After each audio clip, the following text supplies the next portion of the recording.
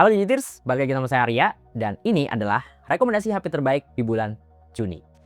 Pertamax naik, dolar mulai turun, tapi harga memori masih mahal. Jadi rekomendasi HP di bulan ini itu bakal banyak beda dari bulan-bulan sebelumnya.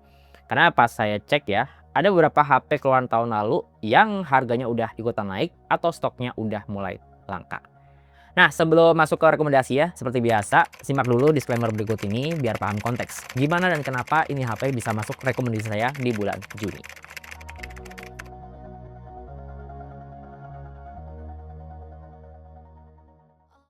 Oke, yang pertama langsung aja kita masuk di harga 1 jutaan.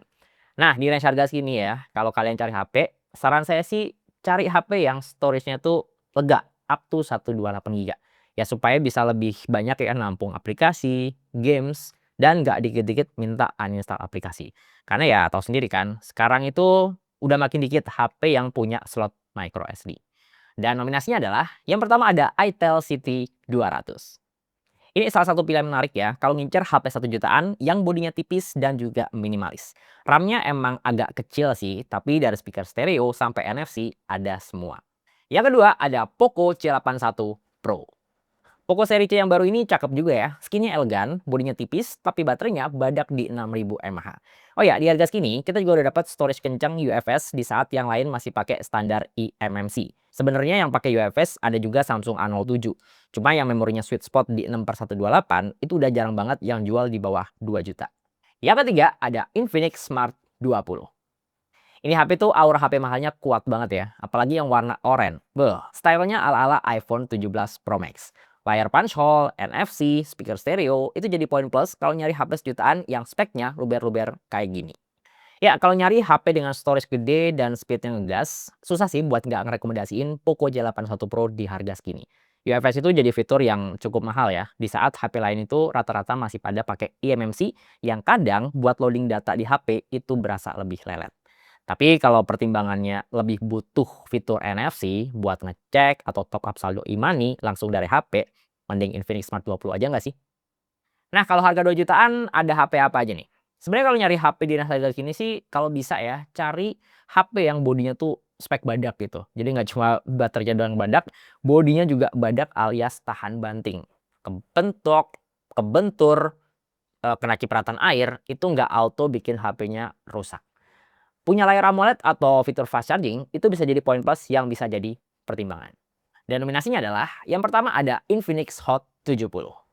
Ya, seri Hot yang biasanya favorit di harga 1 jutaan, sekarang mau nggak mau naik di kepala 2 jutaan. Tapi apa yang dikasih HP ini masih nyenengin kok buat dipakai sehari-hari. Bisa main game enak, kamera cakep, OS smooth dan enteng. Dan saran saya sih better ambil opsi tengah di 6/128 GB ya, buat multitasking yang lebih nyaman. Yang kedua ada Redmi Note 15 4G. Ya, ini dia varian paling bontot Redmi Note yang masih oke di harga 2 jutaan. Body Titannya bikin nggak insecure ya kalau nggak sengaja kepentok atau jatuh dari meja. Mesinnya masih oke, kameranya juga lebih crispy, dan layarnya lebih gonjreng karena udah AMOLED. Yang ketiga ada Realme C85. Nah, kalau butuh body yang lebih militer dari dua HP tadi, Realme C85 ini yang paling mentok kanan. Nggak cuma tahan banting doang, tapi ini HP tuh udah bisa dilelepin ke dalam air karena udah ngantongin sertifikasi IP69. Fitur mahal ini mesti ngorbanin mesinnya ya, yang keras B aja karena pakai Snapdragon lawas. Ya, kalau butuh HP 2 jutaan yang real tahan air, ketemu 36 jenis cairan masih normal-normal aja, Realme C85 ini emang anomali sih di harga segini. Paling ya kena nerfnya tuh di bagian performa yang kadang berasa kurang enak buat dipakai harian.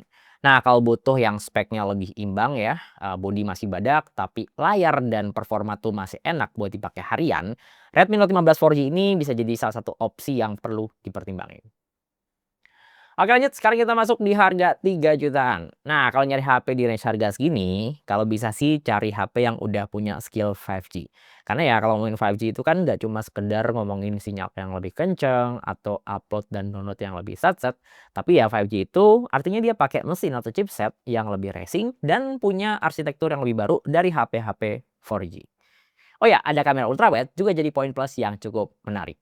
Dan nominasinya adalah yang pertama ada Redmi Note 15 5G. Harga 3 jutaan kalau cari HP 5G yang bodinya Titan, salah satunya ya HP ini yang cukup menarik. Formasi kameranya lebih full team ya, terus dia punya mesin yang juga enak buat dipakai main game rata tengah. Yang kedua ada iQOO Z11X. Nah ini nih, HP iQOO paling murah di tahun ini. 3 jutaan kita udah dapat HP dengan mesin yang kencang, memori racing UFS 3.1, dan baterai badak 7200 mAh.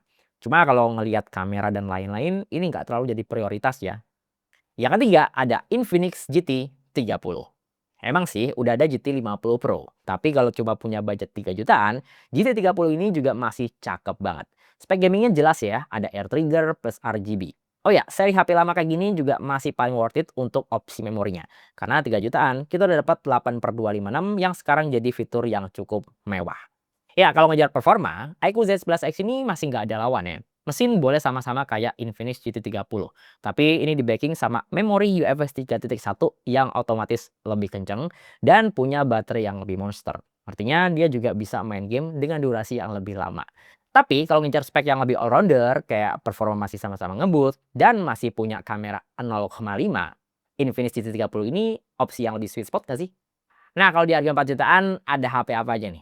Kalau nyari HP di range harga segini sih memang opsi chipset yang lebih kenceng, memori yang lebih ngegas itu udah makin banyak ya. Nah, kalau bisa dapat RAM yang lebih lega ya, up to 12 GB, itu bisa jadi poin plus yang perlu dipertimbangin. Dan nominasinya adalah yang pertama ada Vivo T5 Pro. Ya, seri T-nya Vivo sekarang comeback lagi dengan skill performa yang masih kencang. Tapi kali ini dia dikasih top up tambahan di bagian kamera yang lebih OP. Ada aura light-nya kayak di Vivo seri V. Yang kedua ada Moto H60 Fusion. Ini bukan seri baru sih, tapi karena harganya makin turun, malah jadi makin worth it di harga 4 jutaan. Buat yang ngincer tongkrongan cakep, tapi sepaket sama performa kencang, kamera tajam, dan spek bodi militer, ini salah satu opsi yang one of the best. Yang ketiga ada Tecnopova 7 Ultra. Asli, ini tuh hidden game di 4 jutaan yang so far spek kencengnya dapat semua. Sebenarnya ini bukan HP baru ya, ini HP tahun lalu, tapi dia pakai performa yang lumayan monster. Pakai Dimensity 8 ribuan, memori UFS 4.0, dan masih dikasih kamera yang lebih OP. Ya, duit 4 jutaan kalau ngincer performanya masih enak buat dipakai main game rata tengah, atau kamera yang masih cukup proper buat dipakai ngonten, Tecnopova 7 Ultra ini bisa jadi opsi yang cukup menarik ya. Minusnya lebih ke IP ratingnya aja sih, yang nggak bisa diceburin ke dalam air. Ya inti ekonomi, kalau ngincer spek yang mendekati komplit ya, dalam artian dia udah ngantongin IP rating minimal IP68 biar bisa tahan dalam air, terus masih bisa ngekip memori yang lega 12/256 GB. Nah, Moto H60 Fusion ini masih jadi opsi yang one of the best di harga 4 jutaan. Oke lanjut, sekarang kita naik lagi ke harga 5 jutaan. Nah, kalau kalian cari HP di range harga segini ya, kalau bisa cari yang kameranya tuh nggak banyak gimmick, tapi dipakai konten itu udah lebih matang. Nggak cuma buat foto doang, dipakai rekam video itu juga kalau bisa ya rekam 4K, syukur-syukur bisa stabil. Dan nominasinya adalah yang pertama ada Poco X7 Pro. Sebenarnya di 5 jutaan ada Poco S8 Pro, seri yang lebih baru. Cuma ya storage-nya tuh dapat yang paling kecil di 8/256 GB. Nah, seri lamanya ini malah jadi lebih worth it karena harga segini kita udah dapat memori yang sampai setengah tera. Buat konten, skill kamera juga masih OP ya, ada OIS dan bisa rekam 4K 60 fps. Yang kedua ada Tecno Camon 50 Pro. Kalau ngeliat chipsetnya sih mungkin nggak lebih OP dari Poco, tapi sama-sama bisa rekam 4K depan dan juga belakang. Oh ya, HP ini tuh juga punya skill kamera langka di harga segini ya, yaitu tele 3 kali optical zoom. Bahkan pakai bantuan AI, kita bisa shoot foto 100 kali zoom dengan hasil yang tetap tajam. Yang ketiga, ada iQOO Z11.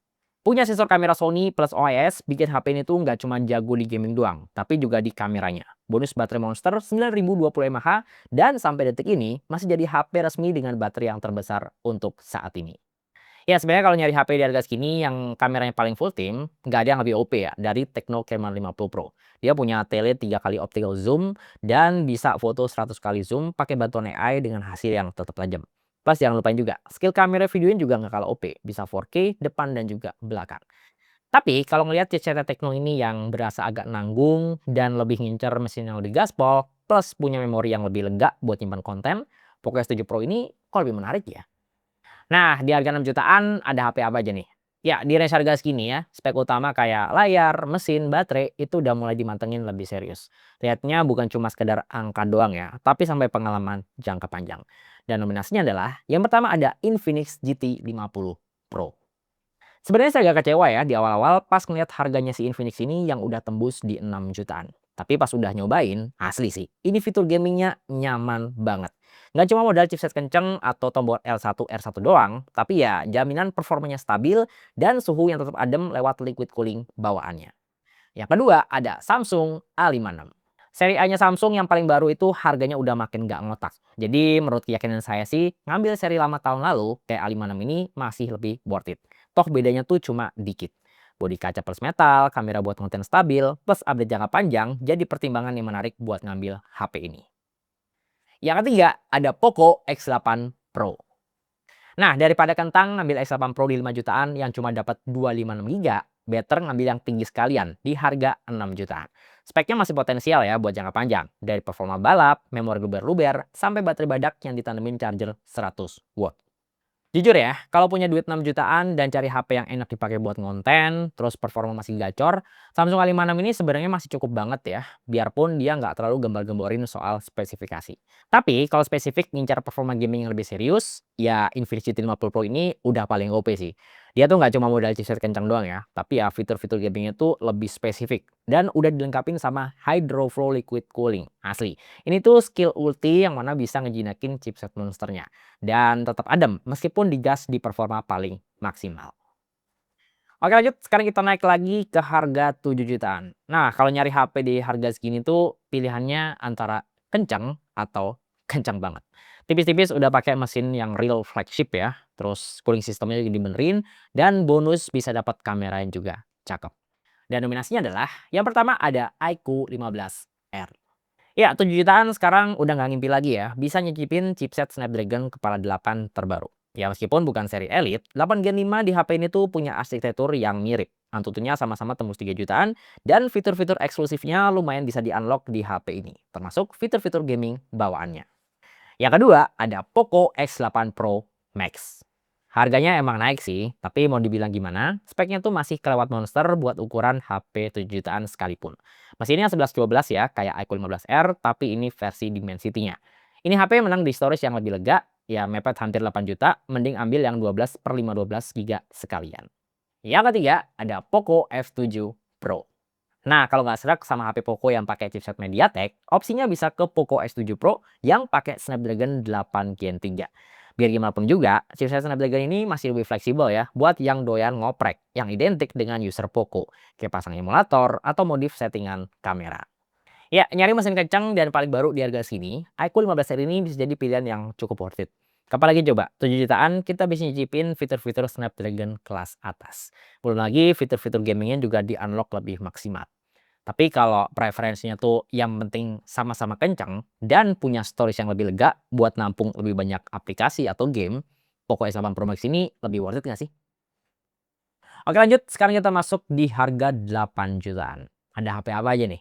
Ya, kalau ngincar HP di harga segini sih, kalau bisa ya, pertimbangin HP yang punya fitur kamera jarak jauh atau kamera tele.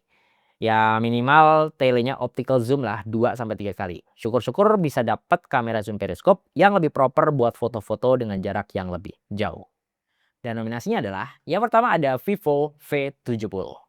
Ini nih HP konsernya Vivo yang paling baru. Sekarang telenya udah makin serius ya, pakai kamera zoom periskop. Portrait Master Z-nya juga masih susah dilawan di harga segini. Yang kedua ada Xiaomi 15T. Nah, kalau lebih suka sama taste-nya kamera Leica, Xiaomi 15T dengan optical zoom ini masih jadi opsi yang cukup nyala ya di harga 8 jutaan. Emang sih harganya terus naik, tapi ya seenggaknya di harga 8 jutaan kita udah dapat Xiaomi 15T dengan varian yang paling tinggi di setengah tera. Yang ketiga ada Realme 16 Pro Plus. Ini sebenarnya opsi yang lumayan bikin galau sih, mau pilih antara Vivo V70 atau HP ini. Karena ya keduanya tuh sama-sama punya kamera zoom periskop. Cuma ya kalau kita ngeliat tongkrongannya, memang Realme seri AK itu lebih masterpiece. Oh ya, beda harga dikit sama Vivo, kita bahkan bisa dapat storage yang lebih lega sampai setengah tera. Ya, kalau butuh kamera zoom periskop dengan tuningan yang cakep, jujur, ZES di Vivo V60 ini masih nggak ada obat ya. Dari preset portrait sampai konsistensi warna di tiap lensanya, ini masih susah dilawan di harga segini. Tapi kalau yang penting sama-sama kamera zoom periskop dan punya opsi storage yang lebih lega ya, buat nampung konten yang lebih banyak, Realme 16 Pro Plus ini kayaknya lebih worth it ya, dengan memori setengah teranya. Oke lanjut, sekarang kita naik lagi ke harga yang lebih tinggi di 9 jutaan. Nah, sebenarnya di harga segini udah nggak ada preferensi khusus lagi ya soal spesifikasi. Kayak mesinnya kenceng atau kamera yang cakep, karena ini udah bawaan masing-masing HP-nya. Tinggal pilih aja sesuai selera dan kebutuhan. Dan nominasinya adalah yang pertama ada Xiaomi 17T. Ya, seri T yang polosan baru kali ini main di harga 9 jutaan. Tapi upgrade-nya juga kebanyakan sih. Nggak cuma ganti chipset yang lebih kenceng, kameranya juga punya zoom periskop 5 kali kayak versi Pro-nya. Dengan baterai yang juga udah makin gede. Yang kedua, ada Samsung S25 FE. Budget nggak nyampe 10 juta plus-plus, kalau menyicip fitur eksklusif Samsung seri S, ini opsi yang paling worth it. Udah sepaket sama Galaxy A yang full fitur, bisa connect ke monitor pakai Samsung DeX, dan opsi buat pakai wireless charger. Nah, kali ini mesin FE juga nggak di-nerf ya, malah pakai chipset yang real flagship. Yang ketiga ada Xiaomi 14. Ya, aslinya tuh tadi saya stop nulis 2 HP buat rekomendasi 9 jutaan. Karena ya yang biasanya di harga segini naik semua Pak, di 10 juta plus-plus. Sampai akhirnya saya nemu hidden gem nih, mantan flagshipnya Xiaomi yang udah ada yang jual di kepala 9 kayak gini. Yes, Xiaomi 14 ini cukup menarik ya, buat yang cari HP kecil dan performa yang masih monster. Jadi harga 9 jutaan pilih HP yang mana nih? Ya sebenarnya Samsung seri FE ini tuh hampir selalu saya rekomendasiin ya. Kalau budget nggak nyampe 10 juta plus-plus, tapi pengen dapetin fitur-fitur khas Samsung flagship. Di S25 FE ini tuh masih masuk semua, masih cukup worth it. Tapi kalau pengen dapetin experience yang lebih di kamera, kayak dia punya kamera zoom yang lebih fleksibel buat foto-foto jarak jauh, atau punya fitur kamera portrait yang jauh lebih sadis. Menurut keyakinan saya sih, Xiaomi 17T ini masih jadi opsi yang susah buat di-skip di harga 9 jutaan. Oke lanjut, sekarang kita masuk di harga 10 juta ke atas. Yang pertama untuk harga 10 sampai 15 juta ya. Dulu tuh di harga segini sebelum pandemi, kita bisa dapetin HP flagship paling baru dengan varian yang paling tinggi. Tapi kalau sekarang ya mentok-mentok cuma dapat seri yang flagship killer macam Xiaomi 17T Pro atau Oppo Find X9s. Kalau pengen yang bener-bener flagship, paling ya flagship tahun lalu, itu pun kalau stoknya masih ada. Dan nominasinya adalah yang pertama ada iQOO 15. Ya, ini HP masuk Indonesia di bulan Desember 2025. Dan terpantau sekarang stoknya so far juga masih aman banget. Di harga 13,5 jutaan, kita bisa dapetin HP dengan memori 16/512 GB dan chipsetnya pakai Snapdragon 8 Elite Gen 5.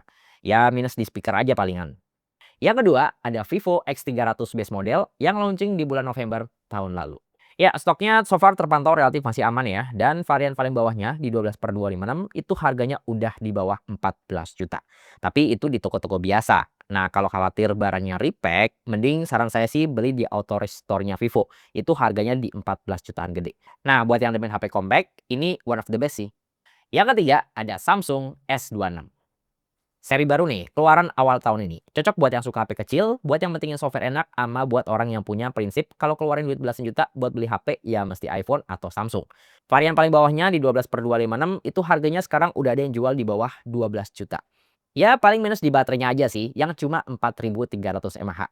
Sama ada beberapa orang yang masih ngelihat chipsetnya. Exynos, meskipun Exynos flagship, itu kadang dianggap sebagai suatu kekurangan. Nah, dari 3 pilihan tadi, saya paling suka sama iQOO 15. Karena di harga 13,5 jutaan, kita udah dapat HP dengan memori yang super duper lega 16/512 GB. Plus, dia udah pakai chipset Snapdragon 8 Elite Gen 5 terbaru yang so far masih ngasih performa di paling pucuk. Next, untuk harga 10 sampai 15 juta ada HP apa aja nih? Yang pertama ada Huawei Pura 80 Ultra. Nah, ini nih HP dengan kamera terbaik versi DxOMark. Dia masuk Indonesia dari September tahun lalu, waktu itu harganya 23 juta. Nah, sekarang harganya udah ada di sekitar 17 jutaan. Ini total worth it ya, asal nggak keberatan beli HP belasan juta 4G only dan susah transfer foto atau video ke iPhone atau Android kalau nggak pakai internet. Tapi kalau masih ngerasa perlu 5G atau gampang transfer foto video ke iPhone dan Android, kita masuk ke pilihan kedua nih, Vivo X300 Pro. Ini nominasi kedua sekaligus runner up HP dengan kamera terbaik versi DxOMark. Harganya juga di sekitar 17 jutaan. Yang ketiga ada iPhone 17. Ya, ini nih HP yang paling laris di dunia di kuartal 1 2026 versi lembaga riset Counterpoint. Tapi bukannya September bentar lagi ya? Apple biasanya launching iPhone baru tiap September. Tapi tahun ini kelihatannya bakal ada anomali nih. Di mana yang launching itu cuma yang versi Pro doang dan yang best version itu bakal ke pending sampai kuartal kedua tahun depan. Nah, dengan harga yang sama-sama 17 jutaan, menurut keyakinan saya sih Vivo X300 Pro ini ngasih pengalaman flagship yang lebih praktis ya, dan minim kompromi untuk penggunaan sehari-hari. Oke lanjut, sekarang kita naik lagi ke harga 20 sampai 30 juta. Dan nominasinya adalah, yang pertama ada Oppo Find X9 Ultra. Kayaknya kalau di ExoMark udah selesai ngetes, ini bakal jadi HP dengan kamera terbaik saat ini yang ngelewatin Huawei Pura 80 Ultra. Ya, kamera tele 10 kali optical zoom-nya itu revolusioner sih. Minusnya HP ini paling ya tebel, berat, dan paling mahal. Yang kedua, ada Vivo X300 Ultra. Nah, kalau Oppo Find X9 Ultra itu jago di foto, Vivo X300 Ultra ini jagonya di kamera video. Padahal selama ini kamera video tuh dikenal ranahnya iPhone ya. Android bolehlah fotonya bagus-bagus. Tapi kalau mau yang videonya bagus, itu biasanya iPhone. Saya salut sih, di X300 Ultra ini, Vivo berani recall-recall di best musuh. Yang ketiga, ada Samsung S26 Ultra. Ini pilihan yang aman buat orang-orang yang nggak peduli soal kamera.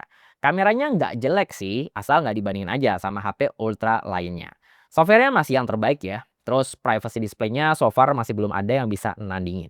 Ngecas sekarang juga udah lebih ngebut ya, pakai charger 60 watt yang kita juga mesti beli sendiri.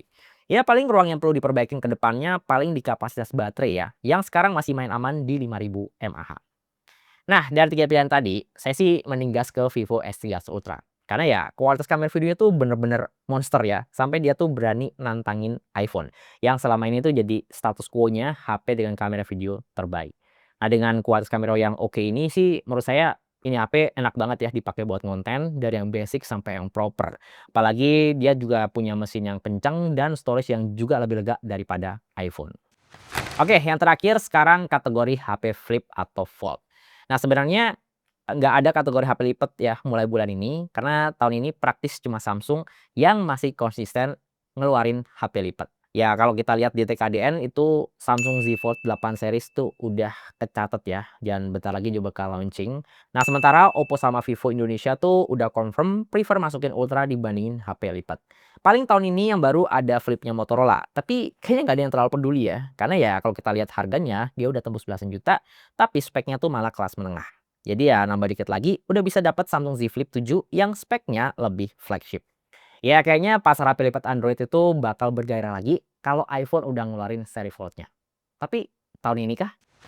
Oke, segitu aja dulu video rekomendasi HP terbaik di bulan Juni. Nah, untuk ngecek spek lengkap dan link pembelian HP yang saya sebut tadi, monggo, linknya udah saya taruh di bawah.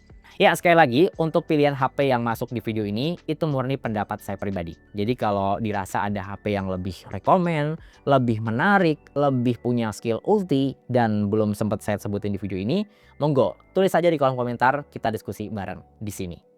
Ya, di sini saya Arya, dan di belakang kamera ada Tama. Sampai ketemu di video berikutnya.